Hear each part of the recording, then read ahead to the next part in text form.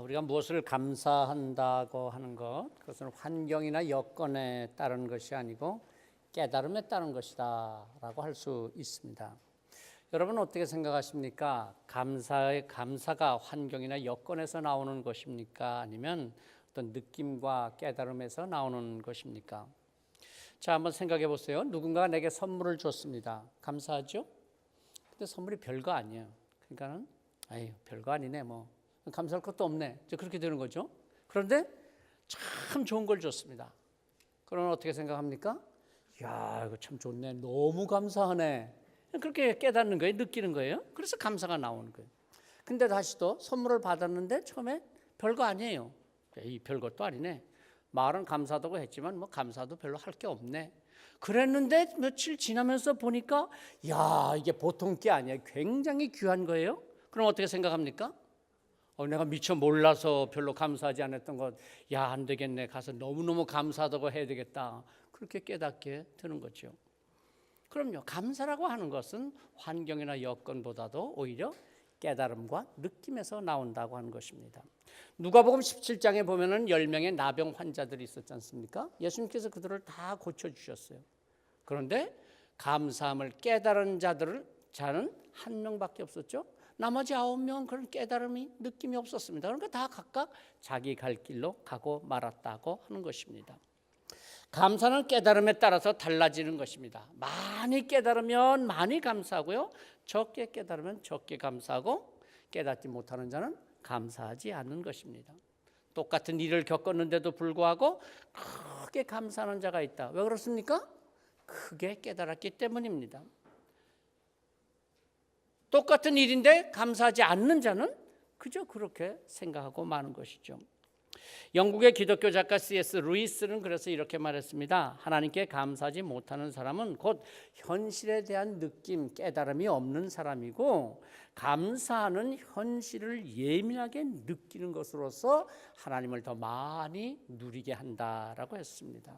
그러니까 하나님께서 우리에게 감사하라 그렇게 말씀하시는 것은 사실은 우리가 좀 이 현실에 대해서 잘 예민하게 깨달아라. 하나님의 은혜가 얼마나 큰가, 내가 베풀어 준 사랑이 얼마나 큰가를 깨달으라고 하는 말씀인 거예요. 그래서 감사할 땐 현실 우리의 삶 속에서 하나님의 은혜를 발견할 수 있는 것입니다. 그러나 감사하지 못하고 불평하고 원망하면은 내 삶 속에 많은 하나님의 은혜가 있음에도 불구하고 깨닫지 못하는 겁니다. 그 은혜를 발견하지 못하는 것입니다. 결국 현실에 대한 무감각한 것이 되는 것이죠. 그러므로 감사할 줄 모르는 사람은 삶의 현실 속에 무한한 하나님의 은혜를 깨닫지 못하고 알지 못하고 그냥 살아가게 되는 것이죠. 자, 여기 이렇게 예쁜 꽃을 봉헌했습니다. 어떤 분들은 이 꽃을 보면서 너무 예쁘다고 느낍니다. 와, 예쁘다. 누가 무슨 일로 저렇게 봉헌을 했지? 참 감사하네. 나도 그를 위해서 기도해야지. 그러는 분들이 있는가 하면 어떤 분들은 그죠? 덤덤해. 꽃꽂이 했네. 그렇구만. 물론 뭐 어떤 분들은 꽃꽂이 했는지도 몰라요. 그죠? 그냥 그죠? 뭐 예배 드리고 가지 꽃꽂이가 있었는지 없는지도 모르고 가실 분도 계시겠죠. 그렇게 되면 감사함도 없고 봉헌한 사람을 위한 기도도 못하는 것이고, 또 그 봉헌한 사람의 감사의 마음이 무엇인지도 알지 못하는 것이죠. 그렇습니다. 눈앞에 있는 것인데도 불구하고 보지도 못하고, 내 귀에 들려오는 소리인데도 불구하고 듣지 못하고, 내가 온전히 느껴야 할 텐데 느끼지 못하고 깨닫지 못한다면 그건 정상적인 사람이라고 할 수가 없겠죠. 사람은 작은 것에서도 감사할 줄 알고 감사함을 깨닫고 감사함을 느끼며 살아갈 때 그 삶이 진정 행복한 삶이 되는 것이죠. 감사를 하면요, 감사의 기쁨은 나에게서만 멈추지 아니하고 오히려 점점 더 커지고 확산되어 갑니다. 요즘 젊은 세대들이 여행을 하면서 또는 뭐 맛있는 음식을 먹으면서 어떻습니까? 그냥 자기 혼자 먹고 자기 혼자 보고, 그래서 자기 혼자 야 아름답다, 야 참 맛있다 그러고 끝납니까? 아니에요. 어떡합니까? 예. 그 인터넷에 올리든지 말이에요. 페이스북을 잘 하시나 봐요. SNS에다가 올리든지 말이에요. 그러면 올려요. 왜 올리는 거예요? 여러 사람들과 함께 내가 본 것에 대한 아름다움, 내가 먹은 것에 대한 맛있는 것을 함께 그 기쁨을 나누려고 하는 것입니다. 누가 묻지도 않았는데 그냥 어디에 갔더니까 너무 아름답더라, 뭐가 맛있더라, 혼자서 자랑을 다 하는 것입니다. 왜 그럽니까? 여러분, 기쁨이라고 하는 건요, 내 혼자 가만히 갖고 있을 때보다 함께 나눌 때 더 커지는 것입니다. 그러니까 서로 자랑하고 서로 이야기를 하고 그 기쁨을 온 사방 모든 사람과 함께 나누면서 자기의 기쁨이 더 커지기 때문이라고 하는 것이죠. 정말 좋은 것이 있는데도 불구하고 표현할 수도 없고 들어줄 수도 없다고 한다면 그가 아무리 큰 기쁨을 갖고 있다고 할지라도 그 기쁨은 금방 사라지고 마는 것이고, 그 기쁨을 오히려 표현하고 받아주고 함께 나눌 수 있다면 그것은 더 커지고 점점 더 깊은 기쁨이 될 것입니다. 하나님께서 우리에게 감사하라고 하는 것은 단순히 감사하는 데서 끝나는 것이 아닙니다.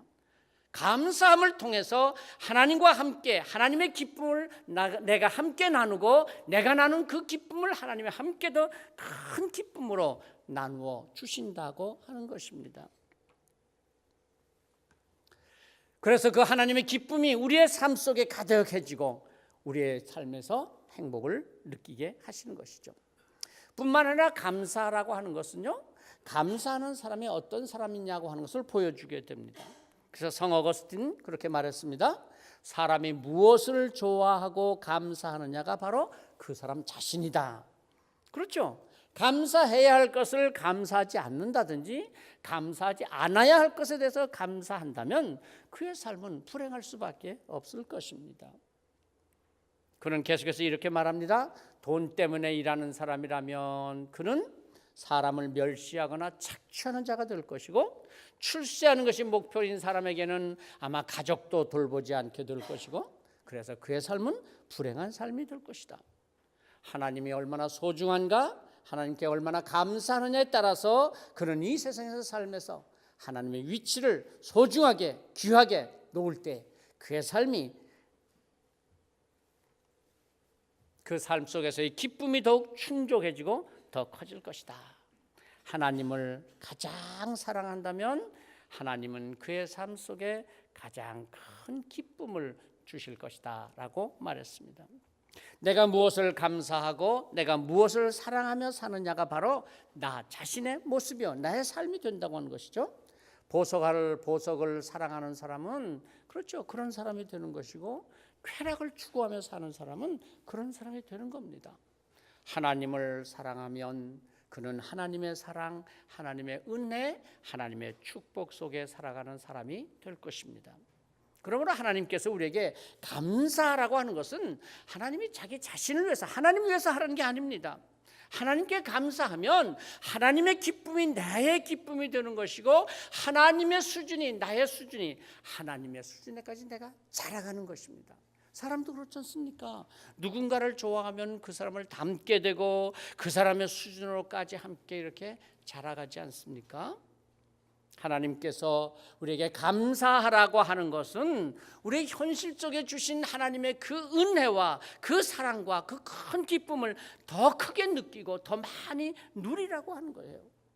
우리에게 이미 주신 그 은혜 안에서 그 은혜를 깨닫고 그 은혜를 행복해하고 기뻐하는 삶을 살며 하나님과 함께 더 성숙한 삶을 살라고 하시는 하나님의 초청이 바로 감사라고 하는 것입니다.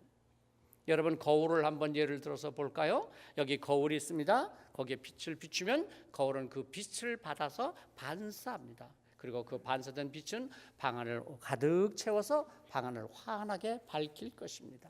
자, 거울을 나 자신이라고 하고요, 빛을 하나님께서 내게 주신 은혜라고 해보세요. 감사는 내가 받은 하나님의 은혜, 그 빛을 내가 받아서 다시 반사하는 것입니다. 하나님의 은혜를 다시 반사한다는 것은 곧 바로 감사하는 것이고, 그 감사는 온 주변의 모든 사람들에게 더 넓게 퍼져서 모든 사람에게 하나님의 그 은혜의 빛이 널리 퍼지게 되고 모두가 누리게 된다고 하는 것이죠. 사실 고생을 해본 사람은요 늘 감사할 것이 참 많습니다. 왜 그러냐 하면요, 고생을 하다가 보면 생각을 많이 하게 되니까 그래요. 깨달음이 많아지는 거예요. 사실 오늘 우리가 감사가 없다고 하는 것은, 감사가 줄어든다고 하는 것은 오늘 우리가 너무 많은 것을 누리고 편하게 살기 때문 아닐까요? 생각을 하지 못하니까 감사가 줄어드는 것이죠. 만일 지금이라도 좀 어려워지고 고생해 보세요. 부족함을 알아보세요. 그러면 감사를 알게 되는 것입니다. 예를 들면 우리가 오늘 이렇게 숨을 이렇게 자연스럽게 쉬고 있습니다. 근데 야, 숨을 참 자연스럽게 잘 쉬어서 감사하다. 그런 분 있으세요? 당연한 것처럼 생각하지만 만일 한 두 주간이라도 뭐 코감기에 걸렸다든지 비염에 걸렸다고 생각을 한번 해보세요. 얼마나 답답하겠어요. 그러다가 딱 났어요. 그러면 아이고, 이제 숨을 잘 쉬어서 감사하네, 그러지 않겠습니까? 그럼요. 우리가 맹물 한 모금 마시면서 이 맹물 감사하다 그럴 사람 어디 있겠어요? 그런데 만일 물 마실 물이 없어서 심한 갈증을 느끼고 고통스럽고 힘들어했던 사람에게 그 맹물 한 잔을 마시게 된다면 그 맹물 한 잔이 그에게는 얼마나 큰 감사가 되겠습니까? 그럼요. 어려움을 겪고 없어지면, 어려워지면 생각하게 되고 깨닫게 되는 거예요. 무엇을 감사해야 한지, 얼마나 감사한지를 알게 되는 것입니다. 그런데 여러분, 때로 이런 생각이 들지 않으십니까? 하나님께서 왜 그렇게 자꾸 우리에게 감사하라고 말씀하실까? 성경에 보면 감사라는 말씀이 얼마나 많습니까? 자꾸 감사라 하나님께 감사라, 너무 하나님 속 보이는 거 아닌가, 그런 생각이 들 때가 있어요. 왜요? 우리도 그렇잖아요. 너무 잘하는 사람, 그런 사람이 자기 자랑을 자꾸 하면요, 아유, 지 잘났다 그래, 잘났어. 겉으로는 대단하네, 그러죠. 속으로는 그런 마음이 들잖아요. 자꾸 하나님이 위대하시다, 하나님은 자비하시다, 하나님은 사랑이다, 그러니까 감사하라 자꾸 그러니까요. 아유, 하나님 자꾸 저렇게 감사라고 말씀하실까? 그런 생각이 들기도 하는 것이죠. 그러나 그렇지 않은 것이죠. 하나님께서 우리에게 감사하라고 말씀하시는 것은 우리에게 베푸실 은혜와 그 기쁨이 더 크게, 더 풍성하게 느껴지도록 하시고자 하는 것이죠. 어떤 것에 대해서 감사한다고 하는 것은 그 가치를 깨닫는 것이지 않습니까? 그럼요. 꽃꽂이한 것을 보면서 야, 예쁘다 그렇게 감사하는 사람과 그저 무덤덤하게 보는 사람과 누가 더 깊은 감사와 기쁨이 그 속에 있겠습니까? 가끔 그 고위 공무원 임명 대상자들을 보면은요, 학교에서 교수하시던 그런 시절이든지 또는 학위 논문을 쓸 때라든지 말이에요, 표절에 대한 의혹이 있어가지고는 곤혹을 치르고 사과를 하는 그런 모습들을 보게 됩니다. 여러분, 왜 표절을 하는 거예요? 그렇죠. 내가 수고하지 아니한 그 원작자에게 돌아갈 영광을 내 것으로 삼고 싶은 거예요. 내가 받을 거예요. 남의 영광을 내가 가로채는 것이 표절이죠.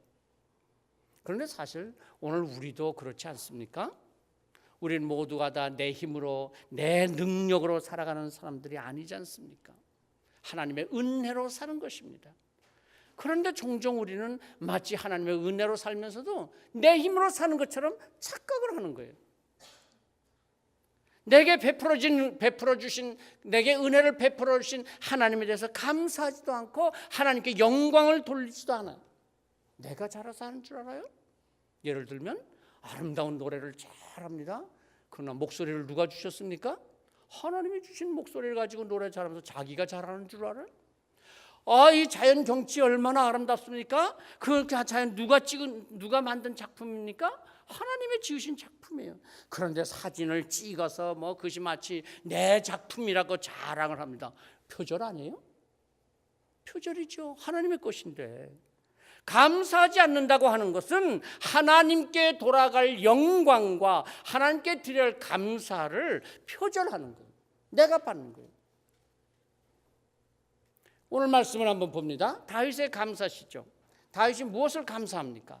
1절 말씀을 보면요, 여호와께서 내 간구를 들으심으로 내가 그를 사랑하는도다 라고 말하죠. 여호와께서 내 간구를 들으셨다. 기도를 들으신 하나님, 그래서 감사드립니다.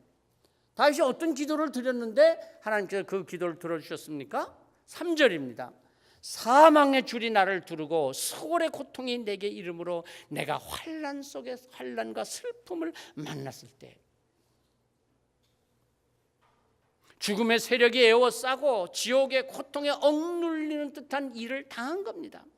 사람이 도와줄 수 없는 상황, 세상의 가장 처절한 고통이 다윗에게 닥쳐왔던 것이죠. 이때 다윗은 기도했습니다. 4절입니다. 내가 여호와의 이름으로 기도하기를 여호와여 주께 구하오니 내 영혼을 건지소서.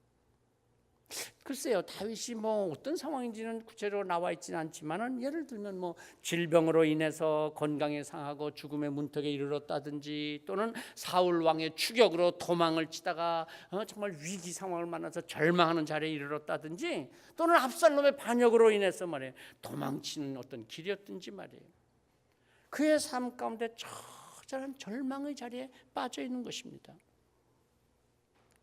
사람이 육체의 고통을 당하는 것도 참 힘들기는 하지만은요, 그보다 더 힘들고 고통스러운 것은 영혼의 고통이잖아요. 마음의 고통, 괴로움입니다. 사실 웬만한 육체적인 그 어려움이 있다고 할지라도요, 마음이 든든하고 마음이 강하면 넉넉히 이겨낼 수 있어요. 그러나 아무리 작아 보여도 마음의 고통은 우리의 모든 의욕을 빼앗아가고 절망하게 만들지 않습니까? 그래서 잠언 17장 22절은 이렇게 말씀하잖아요. 마음의 즐거움은 양약이라도 심령의 근심은 뼈로 마르게 하느니라. 심령의 근심은 뼈를 마르게 한다는 거예요. 사람이 마지막 소망이 끊어졌다, 아이고 이제는 다 죽었다, 그런 절망적인 자리에 이르렀을 때 뭐라고 기도할까요? 여러분 같으면 어떻게 기도하시겠어요? 보통 사람들은 우리가 생각하기를 살려달라고, 더 오래 살게 해달라고 기도할 것 같은데 보통 그렇지 않다는 거예요. 오히려 이제는 더 살 수 없다 그런다면 내 영혼을 하나님께 의탁하나이다, 영혼을 위한 기도를 한다는 거죠. 그렇습니다. 다윗이 지금 뭐라고 기도하고 있습니까? 내 영혼을 건지소서, 내 육체의 고통을, 내 아픔을, 내 어려움을 면케하여 주옵소서, 그렇게 기도하지 않습니다. 뭐라고요? 내 영을 주께 구하오니 내 영혼을 건져 주소서, 건지소서라고 기도합니다.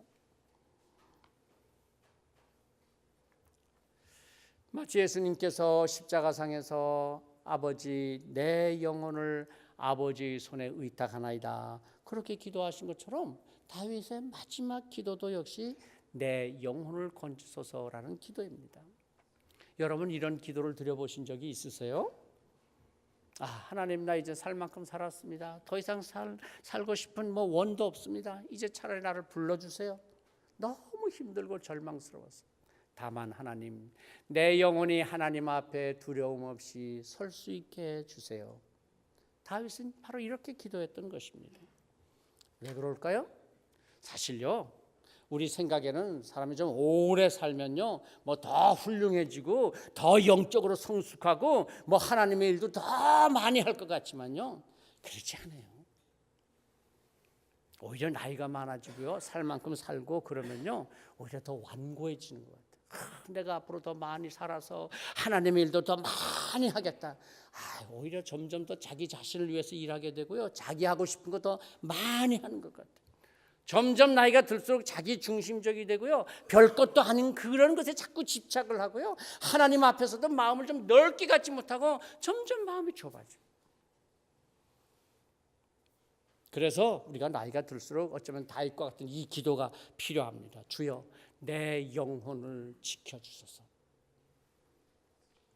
다윗이 이렇게 기도했더니 하나님께서 어떻게 응답하셨어요? 7절에서 8절 말씀이죠. 내 영혼아 내 평안함으로 돌아갈지어다 여호와께서 너를 후대하심이로다. 주께서 내 영혼을 사망에서 내 눈을 눈물에서 내 발을 넘어짐에서 건지셨나이다. 다윗이 이렇게 기도했더니 하나님께서 영혼의 고통에서도 건져주셨을 뿐만 아니라 눈물도 닦아주시고 넘어졌던 자리에서 일으켜 세워주셨다고 하는 것입니다.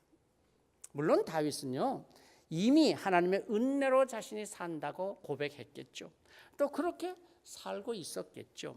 그런데 다윗이 이 처절한 고난을 겪으면서 더욱 확실하게, 더 절실하게 하나님의 은혜를 깨닫게 되는 것입니다.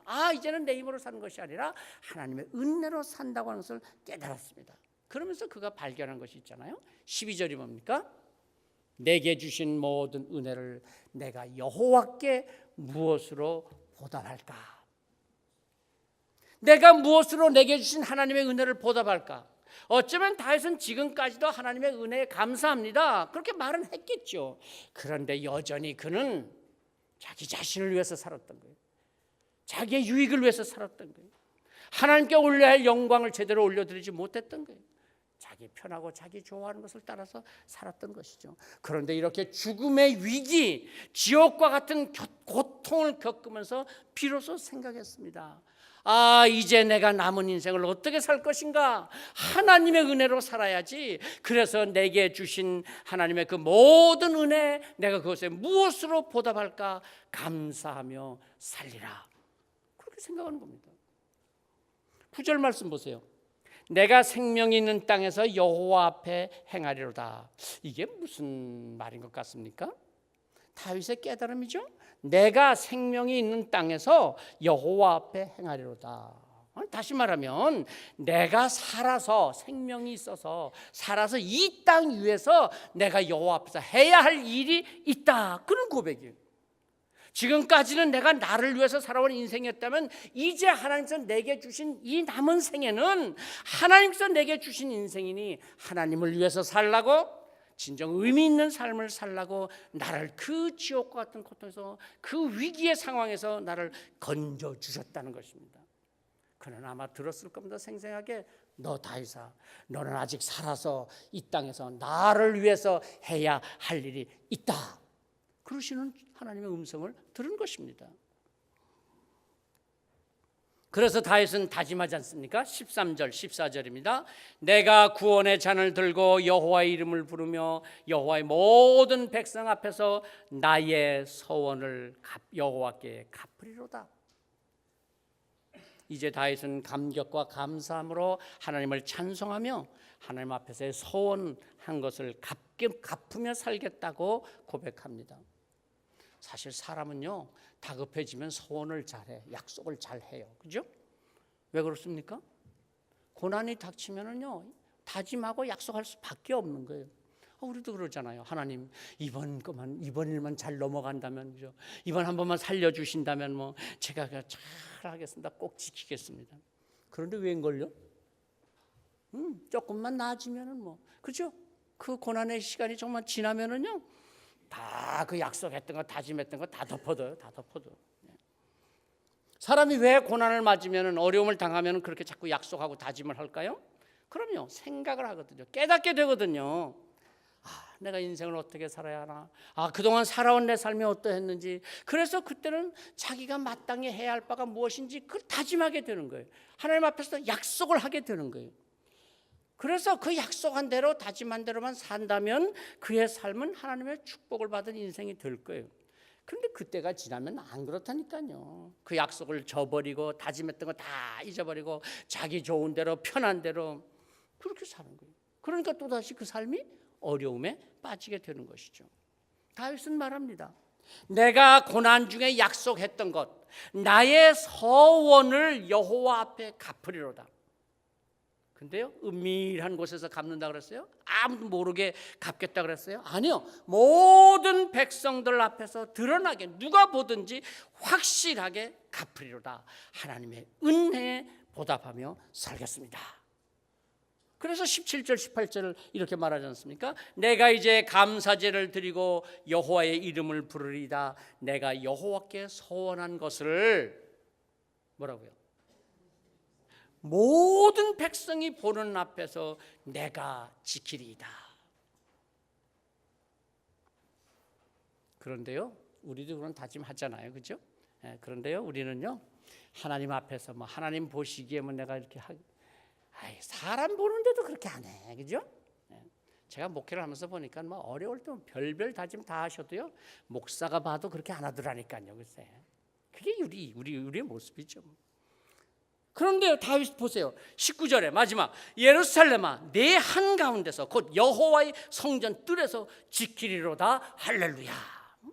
예루살렘이 뭐예요? 여호와의 성전, 많은 백성들에서 예배하는 자리, 교회에서 모든 성도들이 보는 앞에서 내가 분명하게 하나님 앞에서 약속을 지키며 감사하며 살리라. 이게 다윗의 고백입니다. 자, 이제 금년도 절반이 다 지났습니다. 다음 주일부터 남은 절반의 금년의 한 해를 살게 시작하게 됩니다. 우리는 첫 주일 맥주 감사주일로 하나님께 감사드리려고 합니다. 하나님께서 우리에게 감사하라고 하는 것은 마치 하나님 기쁘시게 해주고 하나님이 즐거워하려고 그래서 하나님 앞에서 마치 춤추고 노래하고 하나님 기쁘게 되라, 기쁨조가 되라, 그런 거 아니지 않습니까? 하나님께서 우리에게 감사라고 하는 것은 마치 어쩌면 그냥 평소에 가까이 지내던 친구들, 그러나 만나지 못했던 친구들, 그들을 다 불러서 함께 큰 잔치를 치르면서 기쁨을 함께 나누자. 하나님께서 바로 그러신 거죠. 우리가 영화나 TV에서 보면은 어떤 왕이나 왕자가 잔치를 쫙 열고서는 그 귀족들을 다 초청하지 않습니까? 그래서 쫙 잔치가 무르익을 때 탁 나타나서 말이에요. 그저 싹 보면서 아주 많은 사람들이 있지만은 그 중에 특별히 어떤 여인 하나에 가서 탁 춤을 추자고 손을 내밀어. 그 손을 내민 그 여인, 그 받은 그 손을, 그 왕이나 왕자의 그 손을 받은 그 여인은 얼마나 행복하겠어요. 얼마나 기쁘겠어요. 하나님께서 감사하라고 하는 것은 우리에게 많은 은혜와 영광을 베풀어 주시면서 그 축복을 너와 함께 누리자, 그 초청인 거예요. 그 손을 잡고 함께 춤을 추는 그는 이전에 누려보지 못했던 그 누구도 누릴 수 없는 큰 기쁨과 행복을 누리게 되는 것이죠. 에이, 그까짓 게 필요 없어요. 난 같이 춤 안 춰. 그러게 여러분 거절하시겠습니까? 그렇다면 그는 늘 항상 홀로 외로움 속에서 하나님의 그 은혜도 모르고 많은 은혜를 받았으면서도 은혜도 모르고 감사할 줄도 모르고 살아가는 메마른 삶이 되고 마는 것이죠. 우리의 손을 펴서 하나님의 손을 함께 잡고 우리의 영혼이 새 힘을 얻으며 하나님께서 예비하셨던 그 은혜를 충만해서 하나님과 함께 춤을 추며 살아가는 삶이 되고 싶지 않으십니까? 우리가 감사할 때마다 우리의 영혼은 새 힘으로 충만해질 것이고 내 힘으로 살겠다고 하던 교만은 빠져나가고 하나님의 기쁨과 하나님의 은혜로 가득한 삶을 살게 될 것입니다. 하나님의 은혜 앞에서 함께 감사하며 함께 하나님과 기쁨을 누리는 우리의 남은 한 해 절반이 되시기를 성부와 성자와 성령의 이름으로 축복합니다. 기도하십시다.